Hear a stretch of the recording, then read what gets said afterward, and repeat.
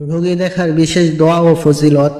আমরা যখন কোনো অসুস্থ রোগীকে দেখতে যাই তখন সাধারণ কিছু সান্ত্বনা দিয়ে চলে আসি, কিন্তু আপনি কি জানেন প্রিয় নবী সাল্লাল্লাহু আলাইহি ওয়াসাল্লাম রোগীকে সুস্থ করার জন্য একটি বিশেষ আমল শিখিয়েছেন, যা করলে নিশ্চিত সুস্থতা মেলে।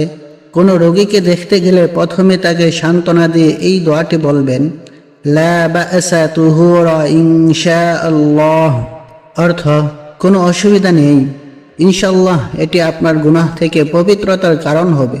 এরপর রোগীর পাশে বসে এই দোয়াটি ঠিক 7 বার পাঠ করবেন।